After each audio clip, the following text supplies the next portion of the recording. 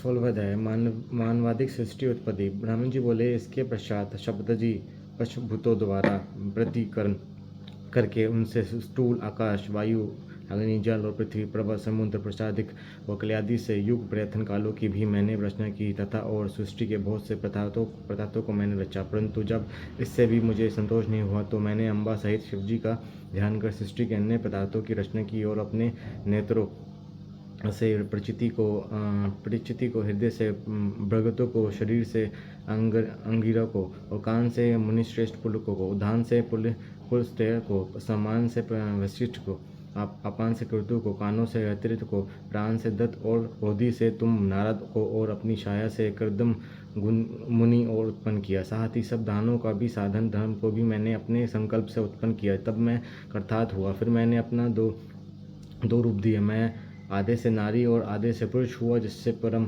परम साधक पुरुष स्वयं भू मनु और शतरूपा नाम वाली योगिनी एवं तपस्वी वह नारी हुई, जिस परम सुंदरी को ग्रहण कर मनु ने विवाह की विधि से मिथुन द्वारा सृष्टि को उत्पन्न किया। तब उससे मनु जी ने प्रेव्रत और उत्तान पाद नामक 2 पुत्र तथा आकृति, देवहूति और प्रस्तुति नामक 3 कन्याएं उत्पन्न की और आकृति को रुचि नामक मुनि को और देवहूति को कर्दम मुनि को दिया तथा उत्तानपाद की छोटी बहन प्रस्तुति को दक्ष प्रजापति को दिया, जिनके संतानों से चराचर से जगत भर दिया।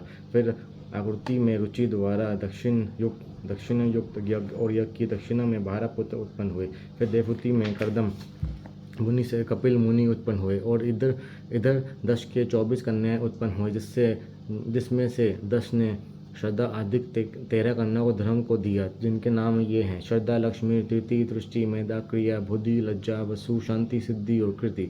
फिर इनसे छोटी 11 कन्याएं ख्याति, सत्युत, संभूति, स्मृति, प्रीति, क्षमा, सनति, अनुरूपा, ऊर्जा, स्वाहा और स्वधा को क्रमश भृगु, भव, वृषि, अंगिरा, मुनि, पुलस्त्य, पुलह, क्रतु, अत्रि, वशिष्ठ, वहीं और पितर को दिया, जिनकी संतानों से त्रिलोकी भर गई।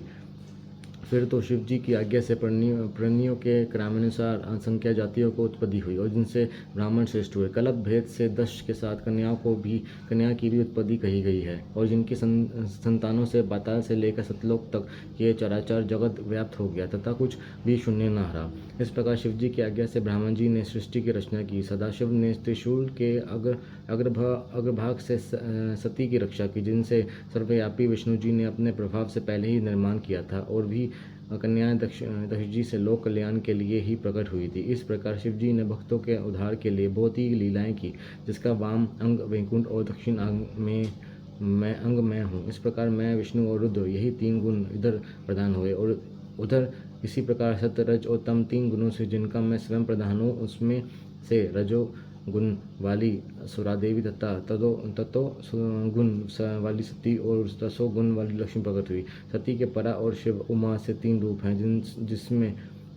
जिनमें ये शिव सती के रूप में शंकर के साथ ब्याही गई है और पिता के यज्ञ में शरीर त्याग कर नाराज से अपने पद को प्राप्त हुई। फिर पार्वती होकर तब करके शिव जी की शिवनीली, जिनके कालकी, चंद्रिका की, ब्राह्मणा, चामुंडा, वैजय, गया, जयंती, भद्रकाली, दुर्गा, भगवती, कामाख्या, कामदा, कंबा, मर्दानी और सर्व मंगलदायक भुक्ति मुक्तिदायक नाम हुए। फिर तो ये तीनों गुण में देवियों और गुण में तीनों देवताओं ने मिलकर अनेकों प्रकार की उत्तम सृष्टि की है। मुनि सतम, इस प्रकार तुम्हारे लिए मैंने सृष्टि का प्रकार कहा। शिव जी की आज्ञा से मैं ही इस ब्राह्मण का रचयिता हूँ। अति सूक्ष्म पुराण द्वितीय संहिता का 16वां अध्याय समाप्त।